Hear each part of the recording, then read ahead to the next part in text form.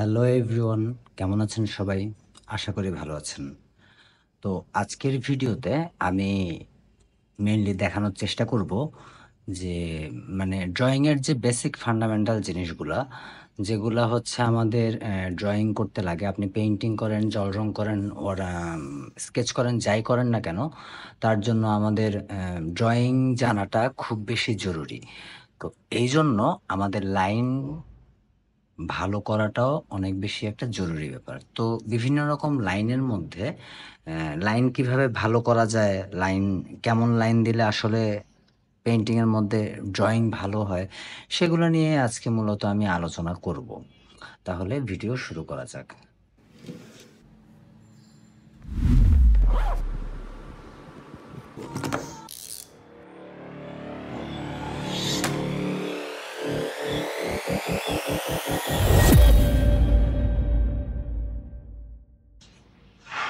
তো লাইন মূলত vertical line, horizontal line, এই দুই ধরনের লাইন দেখা যায়।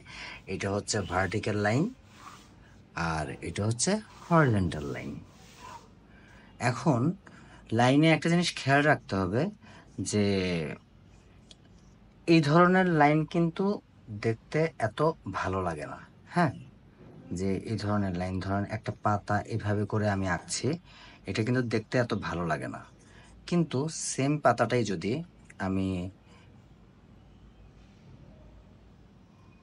এভাবে করে আঁকি, তাহলে এটা দেখতে মোটামুটি ভালো লাগে। এটা শুধুমাত্র লাইনের ডাইমেনশনের জন্য হয়েছে। তো অ্যাকচুয়ালি পারফেক্ট লাইন কেমন দেখা যায়? পারফেক্ট লাইন বলতে যেটা বোঝায়, আম এই লাইনটার মধ্যে একটা গতি আছে। এই লাইনটার মধ্যে একটা গতি আছে। লাইনটা যদি এমন হয়, এই যে এখানে যে ভ্যানিশিং পয়েন্ট যদি না থাকে, এখানে যদি ডট পড়ে যায়, তাহলে সেটা ভালো লাইন ধরা হয় না আরকি। তো লাইন দেওয়ার ক্ষেত্রে আমাদের একটু খেয়াল রাখতে হবে যেন একটা লাইনের ভ্যানিশিং লাইন থাকে এবং শুরু এবং শেষ যেন ভ্যানিশিং লাইনটা থাকে।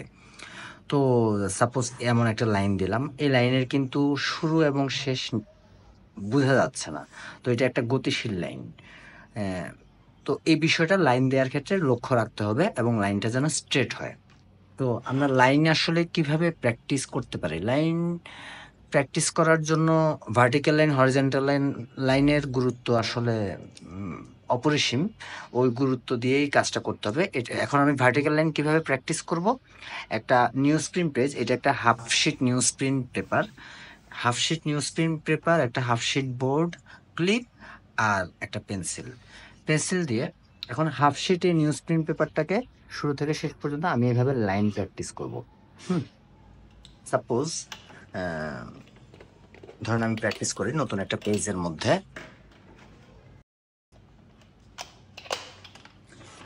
এখন আমরা ভার্টিক্যাল লাইন কিভাবে প্র্যাকটিস করব? ভার্টিক্যাল লাইন প্র্যাকটিস করার জন্য লাইনের পেজের শুরু থেকে শেষ পর্যন্ত একটা সোজা লাইন টানতে হবে, এইরকম।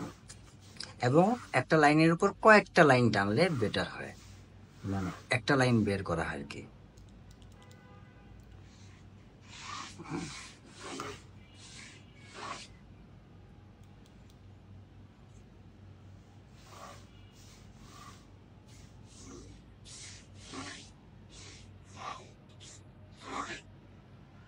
এভাবে ভার্টিক্যাল লাইন প্র্যাকটিস করা যেতে পারে। এবং লাইন দেওয়ার ক্ষেত্রে খেয়াল রাখতে হবে যেন ভ্যানিশিং লাইন থাকে, যেন ডট না পড়ে যায়, লাইনটা যেন এরকম না হয়। হ্যাঁ, এটা অনেক প্র্যাকটিসের ফলে আসবে। আপনারা যদি একবার দুবার প্র্যাকটিস করেন যে আসবে এমন নয়, কিন্তু হতাশ হয়ে যাবেন না। আপনারা যদি মিনিমাম 10 পেজ 15 পেজ করে প্র্যাকটিস করেন ভার্টিক্যাল লাইন এবং হরিজন্টাল লাইন, তাহলে আশা করি আপনারা ভালো করতে পারবেন। তো লাইন টানার ক্ষেত্রে যেটা খেয়াল রাখতে হবে, মাঝখানে এসে পেন প্রেশারটা পড়বে। পেন্সিলের যে প্রেশারটা দিবেন, এটা দিবেন মাঝখানে এসে।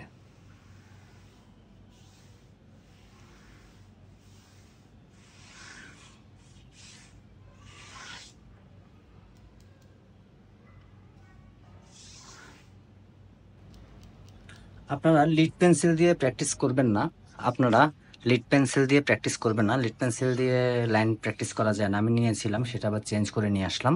মূলত পেন্সিল দিয়ে প্র্যাকটিস করবেন, টুবি পেন্সিল হচ্ছে প্রেফারেবল, টুবি পেন্সিল দিয়ে লাইন প্র্যাকটিস ভালো হয়।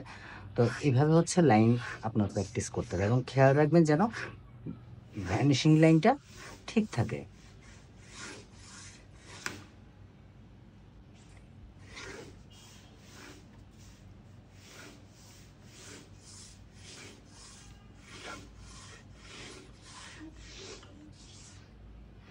একটা লাইনের উপর কয়েকটা লাইন দিয়ে লাইনটাকে একটা পারফেক্ট করার চেষ্টা করবেন এবং লাইনটা যেন স্ট্রেট হয়।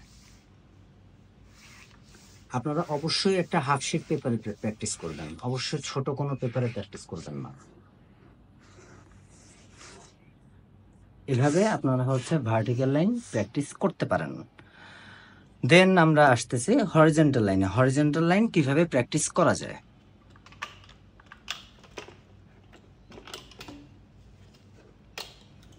এখন হচ্ছে আমরা হরিজন্টাল লাইন প্র্যাকটিস করব। হরাইজন্টাল লাইন মূলত এরকম, তো এই লাইনের ক্ষেত্রেও ভার্টিক্যাল লাইনের ক্ষেত্রে যে রুলসগুলো ছিল যে ভ্যানিশিং লাইন থাকবে, ভ্যানিশিং লাইন থাকবে, জিনিসটা এরকম ডট হয়ে যাবে না, এই কর্নারে ডট থাকবে না। তো এটা আমরা প্র্যাকটিস করা শুরু করি, আপনারা একটু ভালোভাবে খেয়াল করুন যে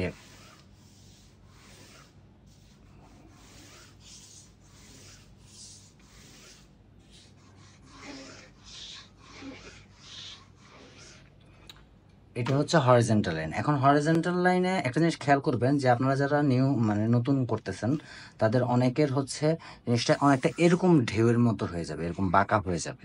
তো এটা হয় মূলত আমাদের সেন্টার তো এইদিকে, তো এটা যখন দূরে যায় সেটা নিচের দিকে নেমে যায়। তো সেটা আপনি যেটা করবেন, যখন আপনি লাইনটা টান দিবেন তখন একটু উল্টা দিকে করার চেষ্টা করবেন, যে জিনিসটা যেন নিচে না নামে উপরের দিকে ওঠে। তো জিনিসটা অনেকটা কেমন, অনেকটা এইরকম নৌকার মতো। হ্যাঁ, তো এটা যখন আপনি একবার দুবার প্র্যাকটিস করবেন তখন লাইনটা অটোমেটিক সোজা হয়ে যাবে। এটা নিয়ে তো চিন্তা করতে হবে, প্র্যাকটিসের বিকল্প না, আপনার অবশ্যই প্র্যাকটিস করতে হবে।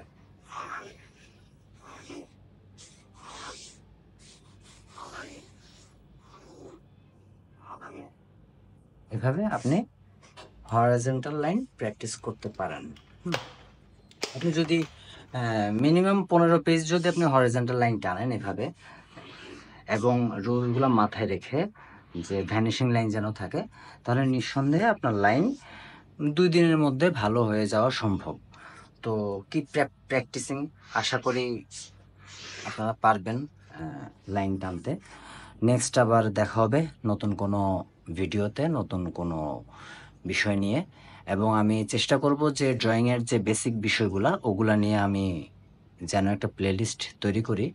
তো আমার স্টুডেন্টরা বলল যে তাদের জন্য যেন একটা প্লেলিস্ট তৈরি করি, তো আমি আশা করি সেটা আমি করব। তো স্টেপ বাই স্টেপ আসতেছে, আজকে আমি লাইন ড্রয়িং নিয়ে দেখালাম, নেক্সট কোনো একদিন আমি হয়তো সার্কেল, ওভাল বা শেপ, ফর্ম এগুলা কিভাবে লাইন দিয়ে ক্রিয়েট করে সেগুলো আমি দেখানোর চেষ্টা করব।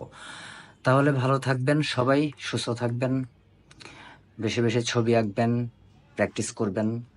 Tata, bye bye.